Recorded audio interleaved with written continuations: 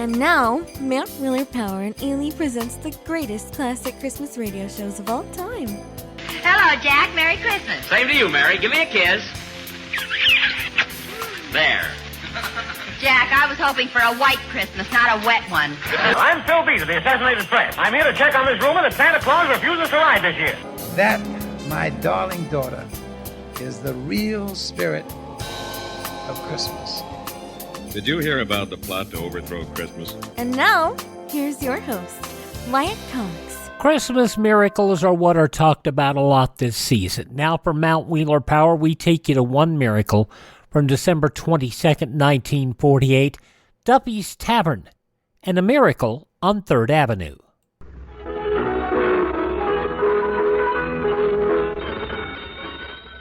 It's Wednesday night, so we take you now to Duffy's Tavern, starring Archie himself, Ed Gardner.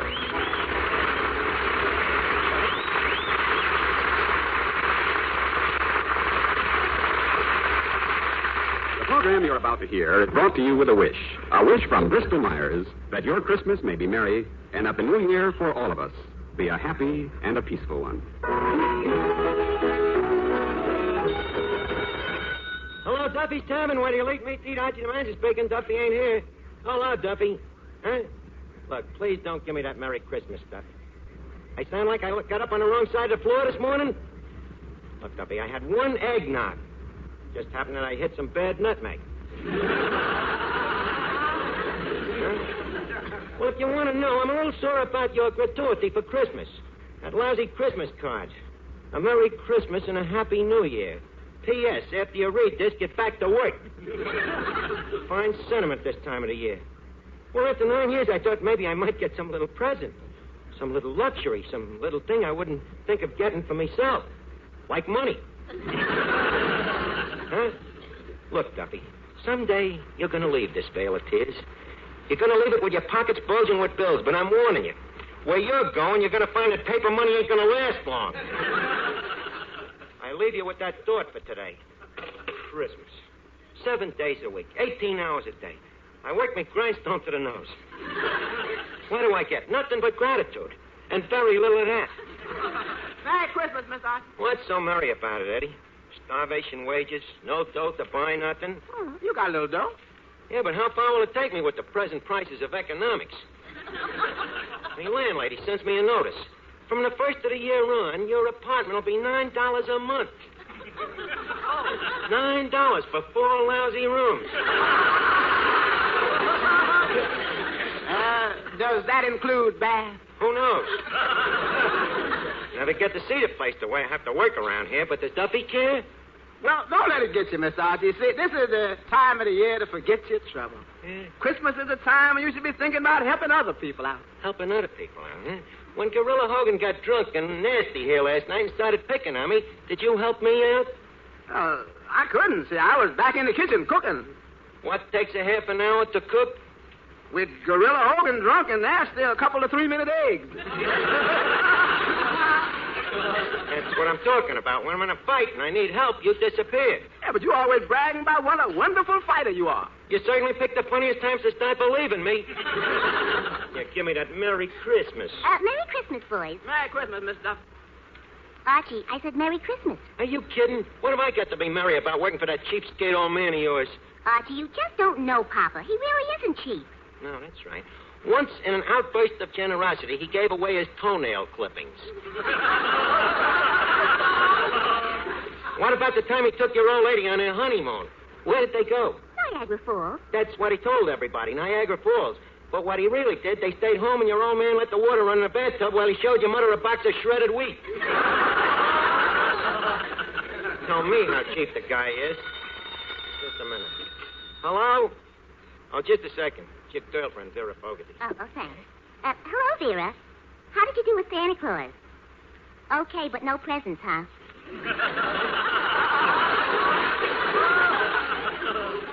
Well, you just can't have everything, Vera. What's on your mind? A dance?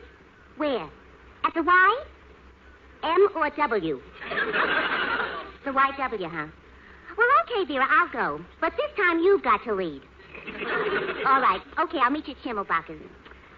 Well, so long, everybody. I got a heavy date. What are you going to do tonight, Archie? Me?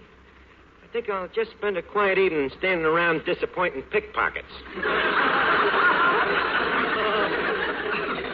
Well, Merry Christmas. Merry Christmas. Thanks, Arch. A Merry Christmas to you. Oh, hello, Finnegan. Aren't you going to wish me a Merry Christmas? Yeah, Merry Christmas. Did you hang up your stocking? Oh, no, Arch. I hung up my stocking last year, and it was a bum idea. A bum idea? Yeah, the blood kept rushing to me head.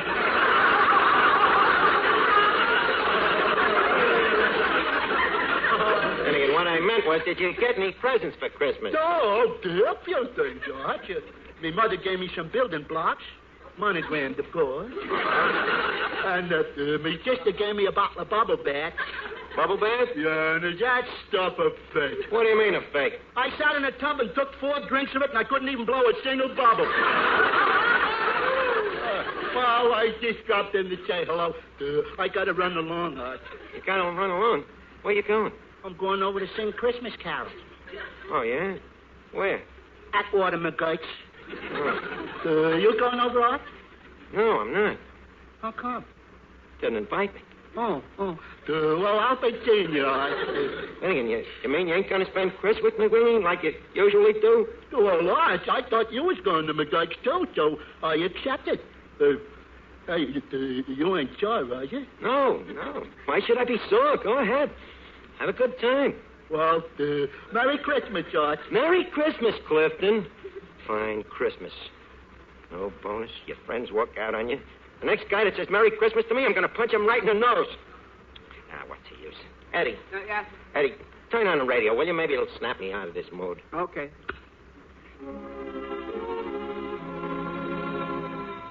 Eddie, that Christmas music. Take it off, will you? Give me something with some pep in it. Okay, I'll try another station.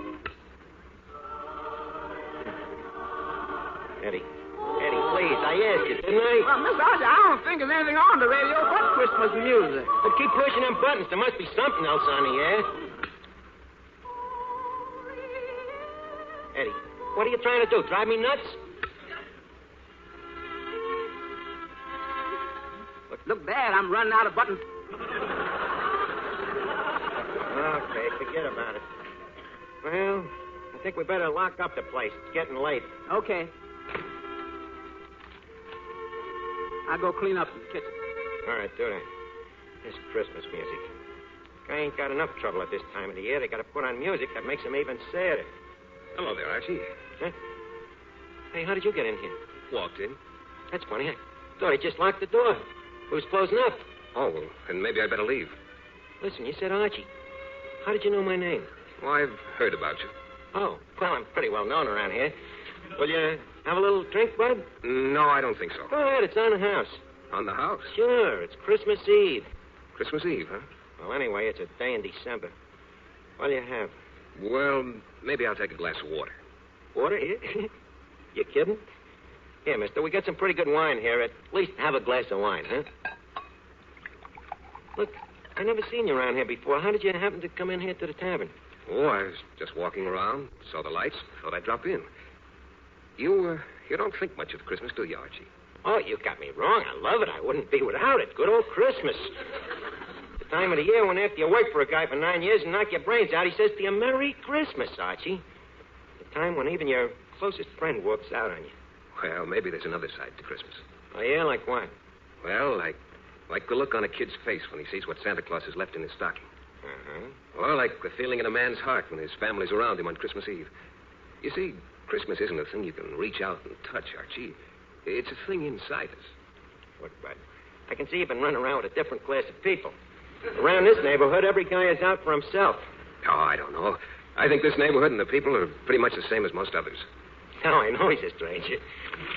Well, I could be wrong. Why don't you and I take a little walk? You mean you want to see for yourself? Mm-hmm.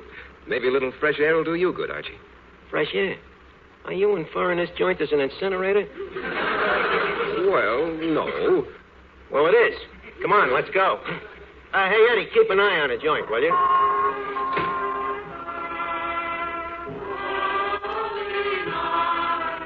Listen to that, will you?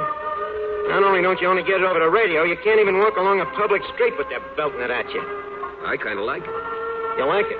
Well, everybody to his own place. Did you ever listen to the words of that tune? Did you? I should have had to listen to them all day. All is calm, all is bright. How do you like that? The world is a mess. Everybody has his hand in the other guy's pocket, but don't make no difference to the guy that wrote that song. To him, all is bright. Well, maybe the guy that wrote that song was thinking about something in men's hearts. Something that shines a little brighter on a day like this. Didn't you ever sing Christmas carols, Archie? Oh, yeah. Christmas carols, sure, when I was a punk kid and I didn't know no better. But you have to grow up someday. Well, that's the trouble with a lot of us. Maybe we're not growing up. Maybe we're just losing track of things that matter. Like what? Oh, things like faith, tolerance, human kindness. That's nice. And where does one find them things? You don't find them, Archie. You give them. And it's a funny thing. The more you give, the more you have. Say, why don't we drop in over there? Huh? Across the street. Across the street? That's a church. Yeah, I know. Why don't we drop in for a second? Into a church? Why not? But I wouldn't know how to act. You, don't go to church, huh? Well, no, I'm not rapping it, you know. It's just that there's two types of guys when it comes to going to church. There's them that does and them that don't. I happen to be the type that don't. Well, now, why don't you just drop in with me for a second? Hmm? Well, I guess if I go with somebody else, it won't count against me. Funny thing, though, you know, to take a look at you, I wouldn't figure that you was the religious type. No? No, but that's what I say. You never can tell about people. Okay, leave us go in.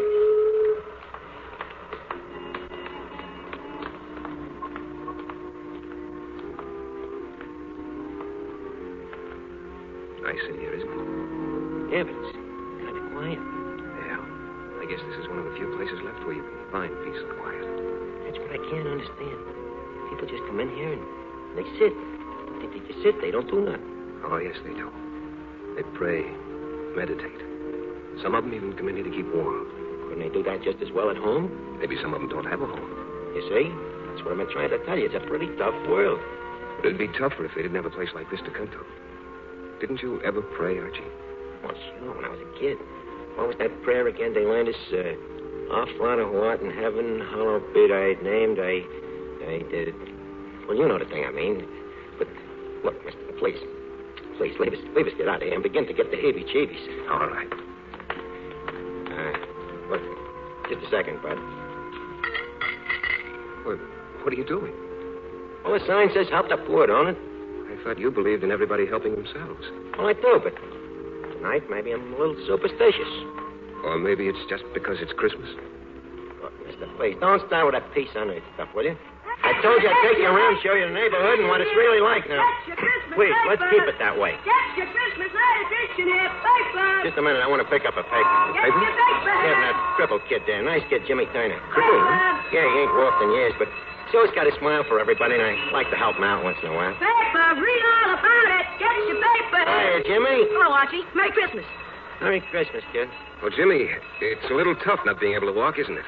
I ain't kicking. I can yell. That's all I need for this racket. What'd you get for Christmas, Jimmy?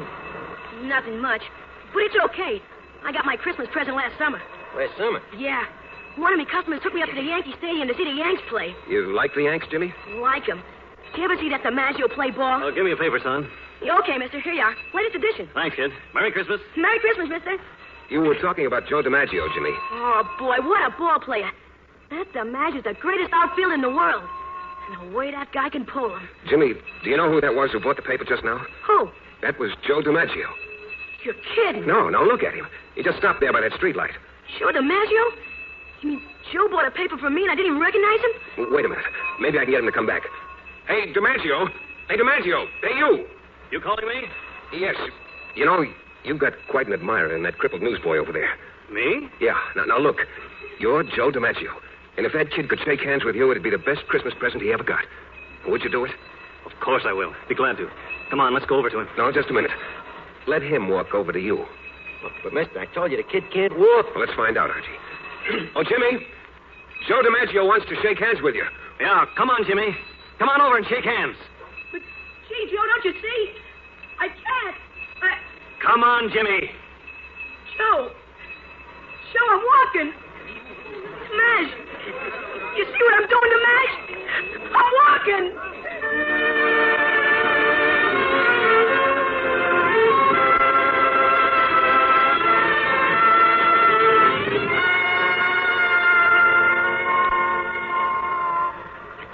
understand it.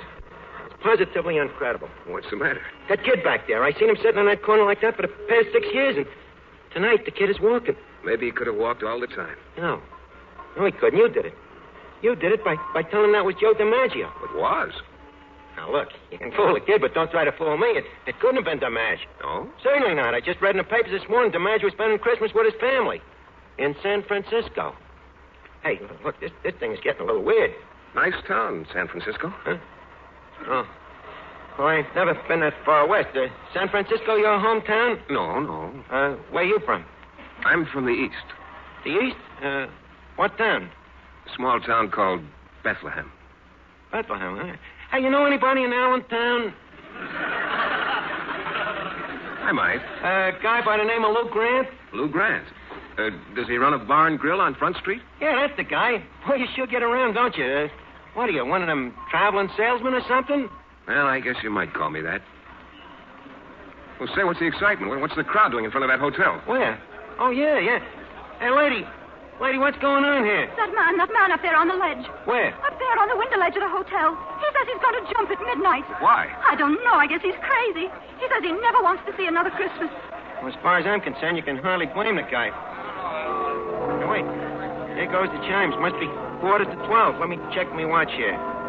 Yeah, the guy's got exactly 15 minutes before he jumps. Let's stick around. Are you sure of the time? Well, certainly. I always set me watch by them chimes. Well, how long has he been up there? Oh, for hours. The police have been trying to find his wife. His wife? Yes. They think maybe if they found her, she could talk him out of it. Come on, Archie. Where you going? I'd like to talk to that fellow. You're crazy. They ain't gonna let you in that hotel. Look at the cops guarding the doorway.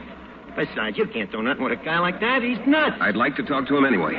Okay, have it your way. We'll tell the cops we live in a hotel, but I better go along with you. Hey, wait a minute, you. Where do you think you're going?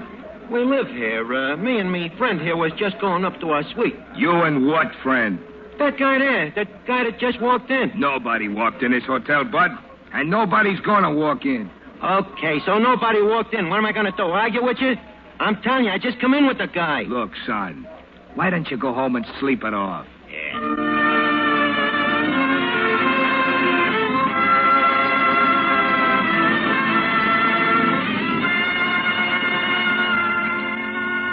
Listen, you. Don't come near and try to grab me. If you do, I'll jump. I'm not going to grab you. I just came to talk to you. To see if maybe I could change your mind. It's too late to change my mind. As soon as those chimes ring, I'm jumping. I'm not afraid to die. Maybe you're afraid to live. A lot of people are. What have I got to live for? What have any of us got to live for? Look at those people down there on the street, hundreds of them, waiting for a ray of hope, a sign of courage in this frightened world. What you're doing might extinguish the last spark of faith in many of their tired hearts. Their tired hearts. At least their wives are with them at Christmas. Come on, chimes, ring. Ring. Let's get it over with. Your wife means a lot to you, doesn't she? If she didn't, do you think I'd be up here? I haven't had one peaceful moment since she left me. Why did she leave you? Because I was a fool. But it's too late to think of that.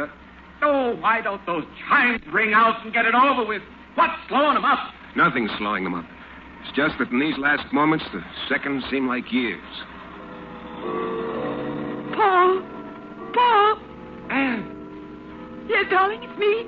Oh, Anne. Oh. Thank God you've come back. My darling. Those chimes. I was going to jump when I heard them. Yes, I know. I was afraid I was too late. Thank God I got here in time.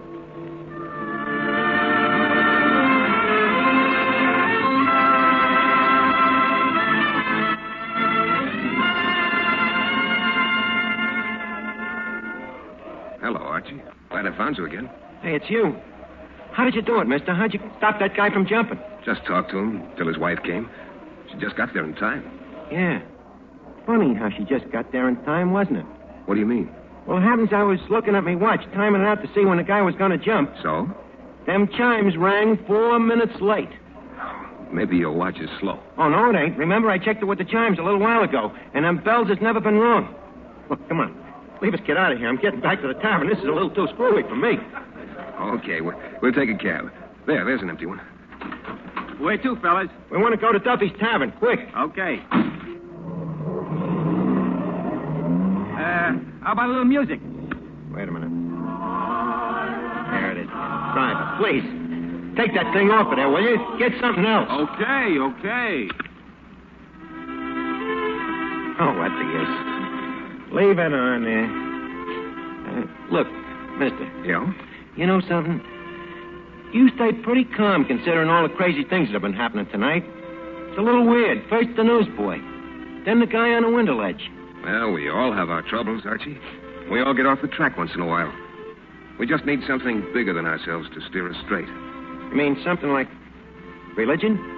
Call it that. Call it human kindness, tolerance, understanding. I begin to see what you mean. Hey, driver, watch out for that guy. Look, don't worry, taxi. It wasn't your fault. The guy walked right out in front of you. Yeah. Did you see him, mister? He walked right out in front of me. Well, let's see how badly he's hurt. Hey, we better call a cop. Hey, here comes the cop now. All right. Stand back. Give the poor devil a chance. Now, what happened here? Well, the guy walked right out in front of the cab. Yeah, the driver's right, officer. It wasn't a taxi's fault. We was riding along, and all of a sudden this guy stepped right out in front of the cab. Like he was blind. Hey, wait a minute. He is a blind man. There's his cane there. Here, maybe I can help him. Wait a minute, you take your hands off him. It's against the law. Wait till the ambulance gets here. Against the law to help someone? You heard me. You never know when you're doing them more harm than good. All right, officer, just as you say. Hey, wait a minute. Look. The guy's getting up. What hit me? The crowd and the noise. I was all confused. Tell me, what? Oh, wait. Wait a minute. Lights and faces. I can see. I can see. Easy now, mister. You better not try to get up. I'm all right, I tell you. And I can see. For the first time since Okinawa, I can see.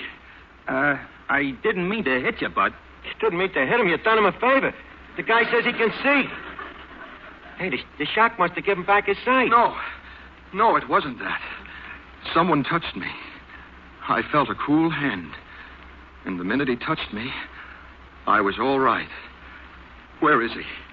Where is he? Come on, Archie, let's go. We've done all we can.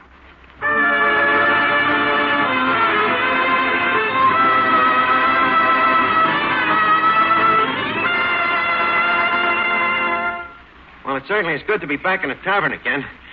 I think we'd better have a little drink, though. You want to finish your wine, Bud? No, thanks. You know something? I'm all mixed up. Mixed up? Yeah, about this Christmas stuff. Well, you see, Archie, as I said, Christmas isn't just a date on the calendar. Or a wreath in a window or a song. It's something in men's hearts. And they can let it die or keep it in their hearts the year round. 365 days of Christmas. You know, it's a funny thing. If you'd said that to me a little while ago, I'd have laughed in your face, but now I don't know. Wait a second. I'd like to turn on the radio a minute. Okay, go ahead. Hey, that's a good one. I wonder what happened to that silent night.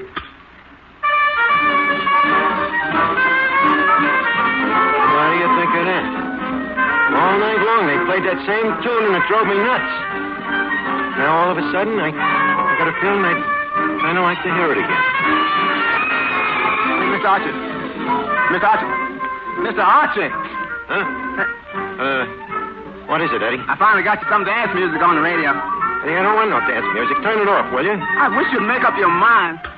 Look, mister, until you walked in here today, Hey, Eddie, what happened to that guy I was talking to? Well, nobody talking to you. You're nuts. He was standing here at the bar. He came in with me. Mr. Archie, please, there's nobody here. No? Maybe it was all... Eddie, you sure that there was nobody here? No. Must have been seeing things. Maybe you're right. But wait a minute. This glass of wine here. The glass is half empty. What? Nothing, Eddie, nothing. Just leave me alone for a little while, will you? Okay. Good night, Mr. Archie. Good night, Eddie. Eddie? Yeah? Merry Christmas. Oh, thanks, Mr. Archie. Merry Christmas to you, sir. Good night. Good night. Christmas. Our Father, who art in heaven, hallowed be thy name. Thy kingdom come, thy will be done, on earth as it is in heaven.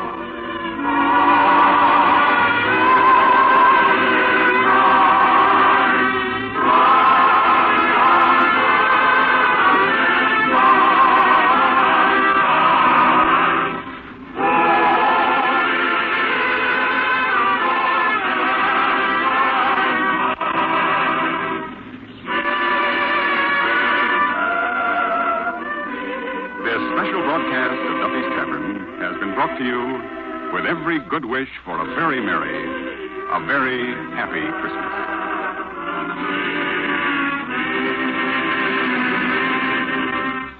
Duffy's Tavern from 75 years ago, December 22nd, 1948. Ed Gardner as Archie the manager, and his guest, that was Jeff Chandler.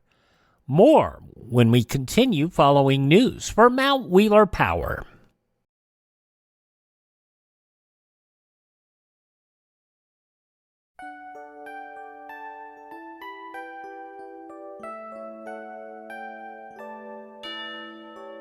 This is Christina Sawyer of Mount Wheeler Power, and for the past 20 years, I've had the privilege to witness the true spirit of cooperation through our Santa's Elves program. You, our members, have consistently shown your generosity year after year with donations of toys, clothes, and money to support this program. Whether it's 1 toy or 10, every donation makes a difference. Because of you, each year, 100 or more children experience the magic of finding toys under their Christmas tree, who otherwise might have gone without.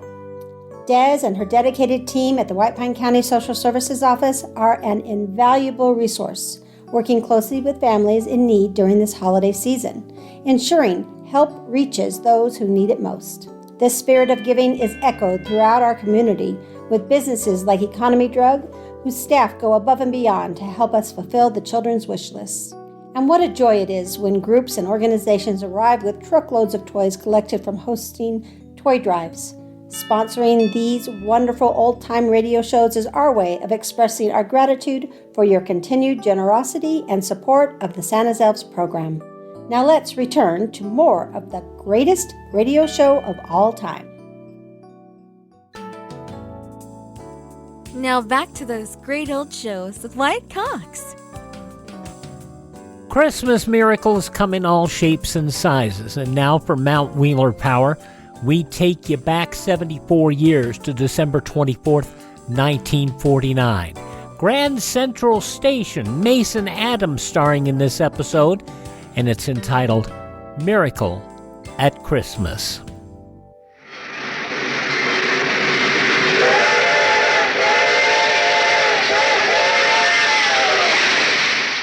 From New York, Pillsbury's best enriched flour brings you Grand Central Station.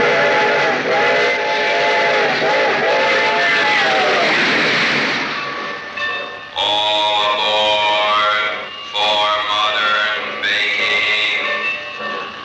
You're on the right track with Pillsbury. Greatest name in flour.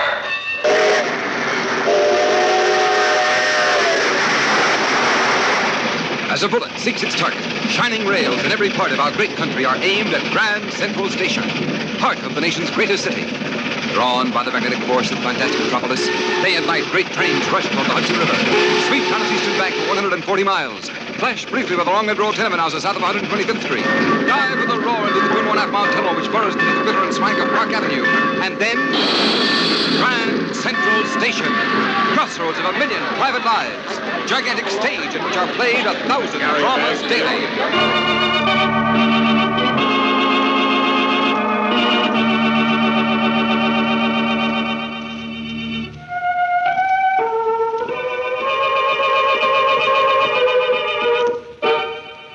Now, for the 6th consecutive year, Pillsbury Mills of Minneapolis presents with pride Grand Central Station's traditional Christmas play, a drama you will long remember.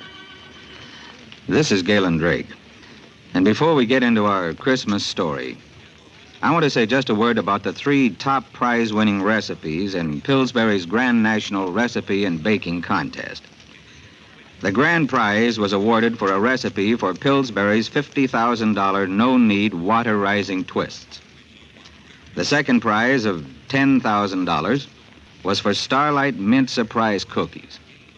And the third prize of $4,000 was for a chocolate cake, Aunt Carrie's Bonbon Cake.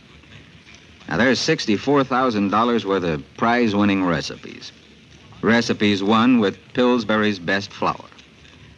Now, as you know, you always bake your best with Pillsbury's Best, and we have those 3 recipes ready for you now, and we'll be glad to send them to you.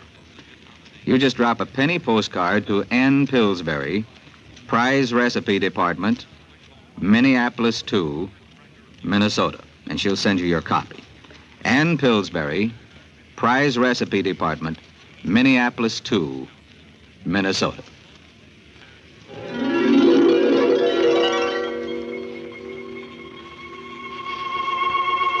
After the train from Albany pulled in, no one, not a single person, actually saw the young man with soft brown hair and soft brown eyes come through the gate.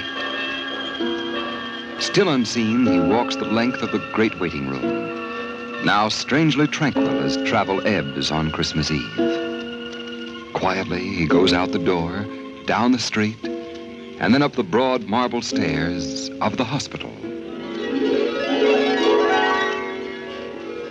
When the girl at the switchboard turns to him, What can I do for you, sir? without saying a word, he gives her a card. She's startled by the name on it and instantly announces him to the hospital superintendent. Dr. Mason is here to see you. Mason? Dr. Mason who applied for an internship? Yes, Dr. Garrett, it is Dr. Mason from Albany. But that's impossible. Shall I ask him about the telegram? No, I'll do it. Send him in, please. Yes, sir. Dr. Garrett will see you, sir. First door to the left.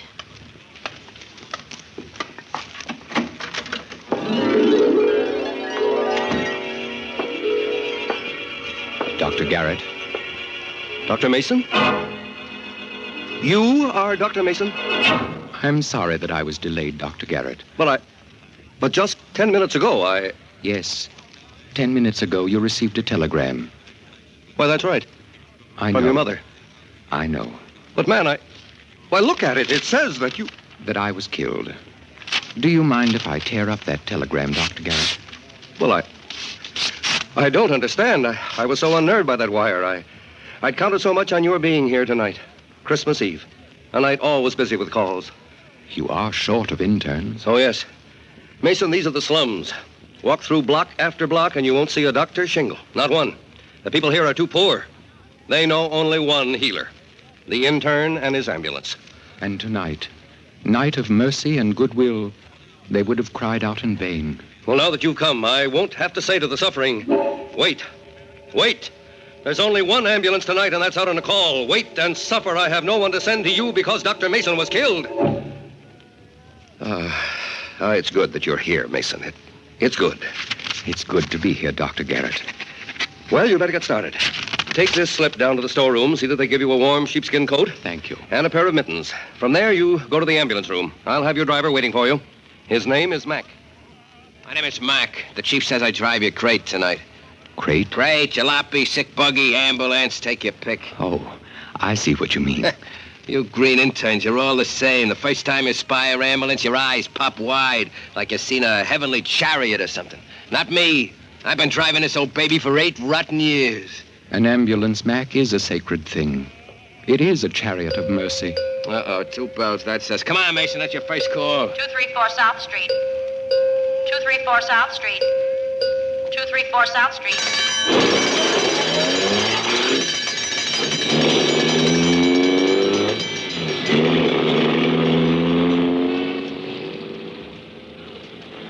Look, pal, help me out by watching out for cars cutting in at the cross streets. We don't stop for no red lights. Look, Doc, what did I tell you? Watch it or we'll both be killed. Holy cow, you new interns. You're all alike. You're always dreaming. You put on a white coat and pants and your head goes up in the clouds.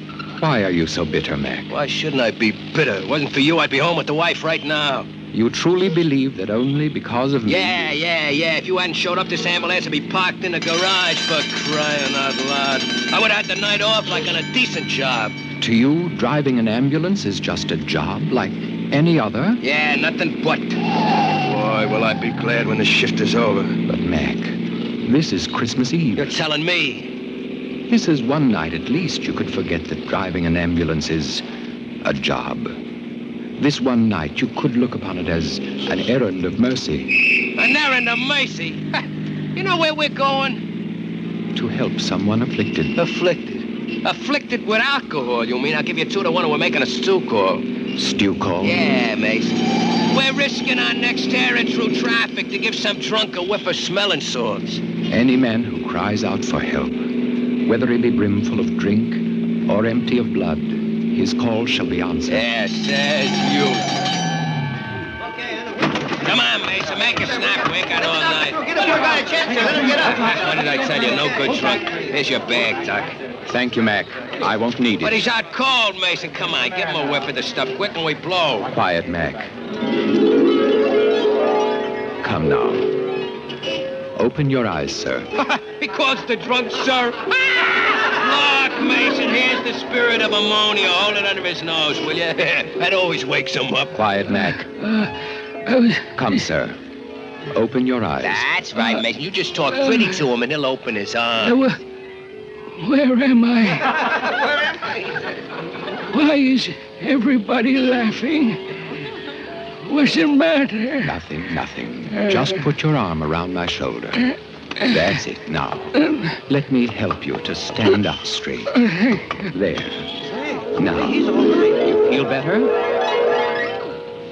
Why, Suddenly, I feel all right. I feel fine. My head is so clear. Of course. All you needed was to stand on your own 2 feet. To be strong. Be of good cheer. Gosh, Doc. That's sure wonderful medicine you give me. Medicine? What kind of gag you pulling? He didn't give you no medicine. There was nothing the matter with you. You toss off a beer and you lay down in the street like you're out cold and we waste an ambulance on you. I got a mind to take a poke at you. That'll be enough, Mac. Tell me, sir, what is your name? Well, if it's all the same to you... Come on. Give me your name. He's got to make out his report. Pete Lanton, Doctor. Peter, you won't lose faith again. You will stand up, self-reliant, and you will face life courageously and with new hope. Come on, Mason. We ain't got all night. Let's get going. Doc. Yes, Peter? A Merry Christmas to you, Doc. Thank you, sir.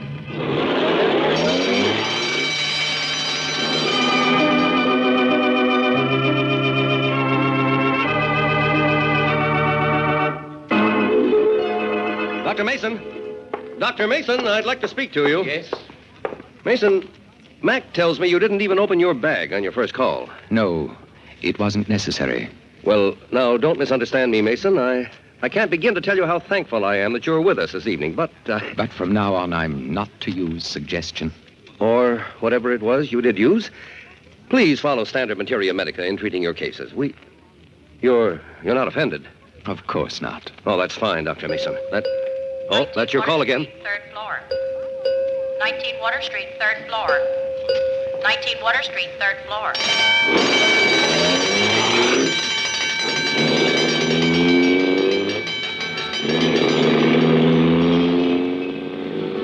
Well, Mac, you seem to be good at guessing. You were right the last time. What sort of call is this one going to be? It's no guessing, it's experience. This time it's no drunk. Oh? What do you think it is? A birth, or maybe a death. Christmas Eve. And someone is to live or die. It is better that one should live on Christmas Eve. Mac, let it be a birth we're going to. It's no difference to me, Doc, a birth or a death. I just drive. How long have you been doing it, Mac? Oh, like I told you, 8 rotten years, that's how long. What you call 8 rotten years were truly 8 glorious years, filled with service to your fellow men. Got the chatter, Mason, this is it. Number 19 at Red Brick House upstairs. Come on, make a snap here, 3rd floor rear. Doctor, here! Up here! Keep your shirt on, we're coming. Even if you hurry. Doctor. Tears on Christmas Eve, young man. I'm afraid you're too late. You thought it'd be a birth. You're wrong, Mason. It sure looks like... Wait, Mac. Don't say it. Now. Perhaps we're not too late. Tell me, how is the mother? She's all right. But our baby... Yes, your baby. Crippled. Terribly crippled. We prayed for our child to be born on Christmas Eve. We thought we'd be so happy tonight. Come now, come. No tears. Not on Christmas Eve. I'll have a look at the infant. Wait here, both. Make it snappy, Mason. Doc Garrett's always nervous when all the amulets are out. It's only 9 o'clock.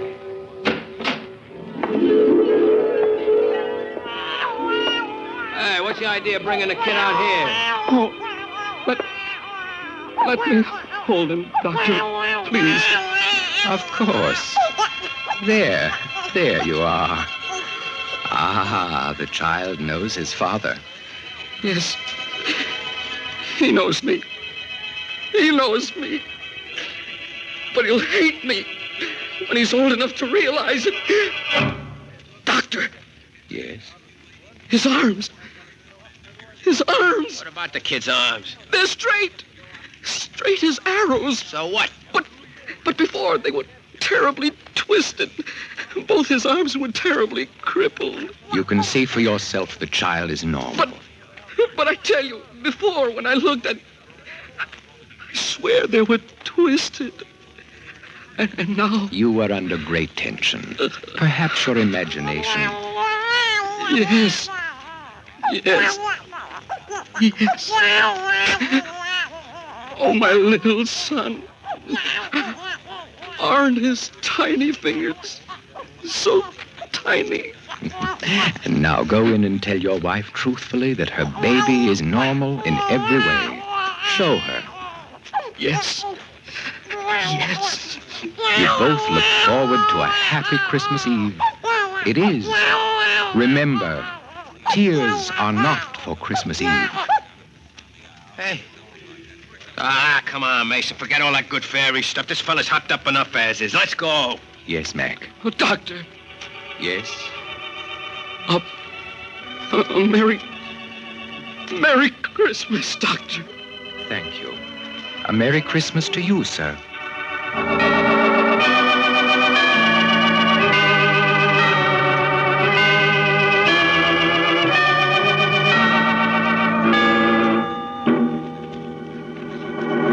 Mason!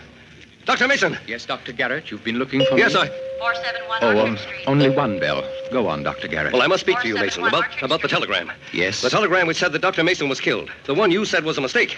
Did I, Dr. Garrett? I've just spoken to the sender of that telegram. I have just finished talking to Dr. Mason's mother on the long-distance telephone. That's my call. I'm sorry, I must go, Doctor. Now, wait, man, I want to talk to you. Listen to me, please. Dr. Mason was killed, do you hear? 3 hours before you walked into my office, he was killed while driving to the Albany Railroad Station. And his mother saw him die.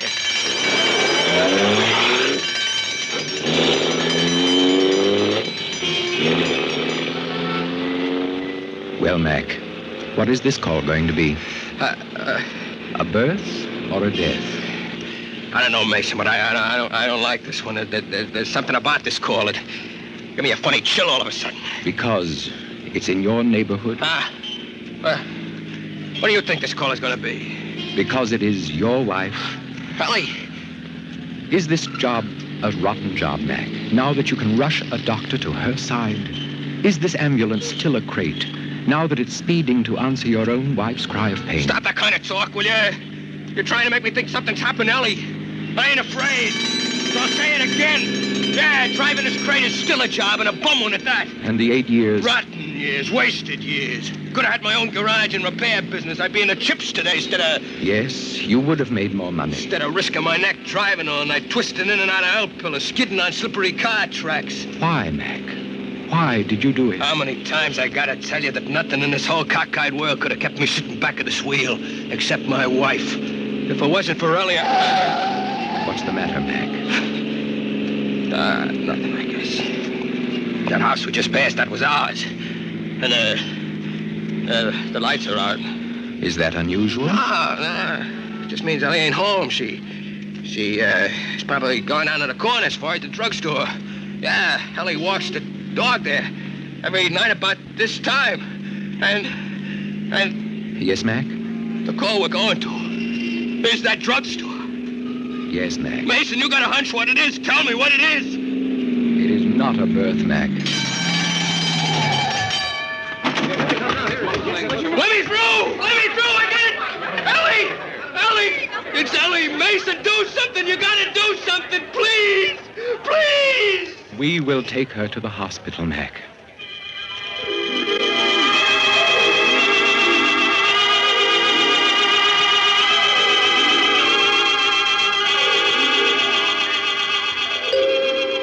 East River Road. Come, let's get ready. The next call will be ours. 812 East River Road. Yes, you heard. The other ambulance just went out. Are you crazy? My wife is upstairs in the operating room, and you expect me to leave the hospital? To go out and drive? There are people who need us, Mac. Our work tonight is not yet finished. But Ellie needs me. What do I care about other people? There are people, Mac, who will cry out for help. As your wife did. We will answer. Not me. I ain't moving. It is Christmas Eve, Mac. Christmas Eve. What a Christmas present I got. 64 West Street. It's our turn, Mac. 64 West Street. All right, Mason. But this is my last trip for the night. No, not for the night. Forever. I'm through, do you hear? All washed up. For good.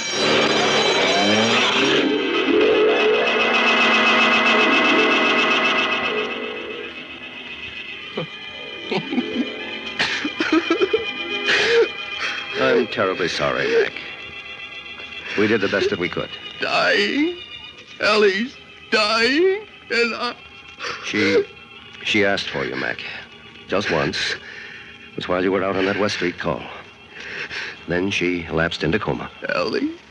Ellie? Isn't there a chance, Doc Garrett? I doubt it. While I'm out with the crepe, my wife calls for me, and now she's unconscious. Think of others. Think of others, he said, because it's Christmas Eve. What do you got to say now, Mason? You took me from her. You made me go out and drive that rotten ambulance while she... You went to help others, to bring aid to the suffering. A lot of consolation, that is. Remember how the old woman blessed you, with tears in her eyes. Oh, I can't think of nothing but Ellie's going. You with your big ideas and your fine speeches. What do you know about sorrow and suffering? All that there is to know, my son. Just now, when you said that, for a second, you got old. You look more than 1,000 years old. God, I must be seeing things on account Ellie is leaving me, and I'm crazy. Crazy with grief and sorrow. Grief and sorrow for you. Yet how much you did to relieve others of that pain. It's funny, Mason, but... Yes, Mac? What? When you said those words, I thought of my 8 years. The 8 rotten years. And they didn't seem so bad. Not anymore. Now I kind of like them. Sorrow worketh repentance. You should, Mac. You should glory in them. 8 years of bringing a healer to the suffering. 8 years of rushing the torn and the smashed to the hands of the mender. Yeah, your words, they just take the pain right out of me. They just draw it out. Now that your work for this night is finished, Mac, I will walk home with you. Go home? While Elliot... Yes. Okay, if you say so, Mason. But for the life of me, I don't know why I'd take your word.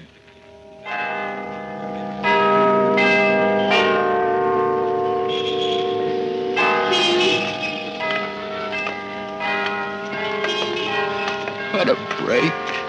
What a rotten break I got on Christmas Eve. You love her a great deal, don't you? Yeah. Soon, it will be midnight. A Merry Christmas. How did she greet you each night when you returned from your driving? How did Ellie greet... Why do you ask that, Mason? Tell me, Mac.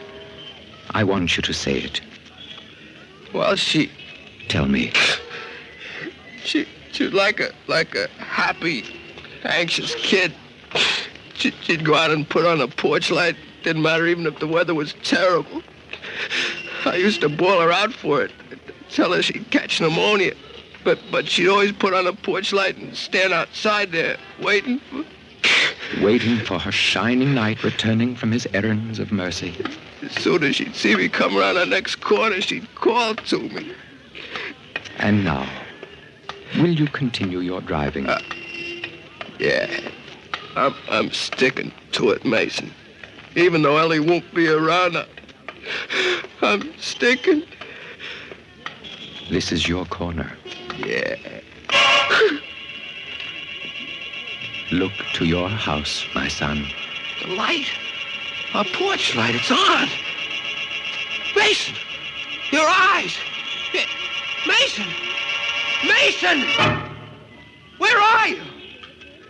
Look to your house, my son. No! It can't be! Mac! It's Ellie! Ellie, darling, it is you! Thank God! Thank God! And forgive me. I did not know who you were.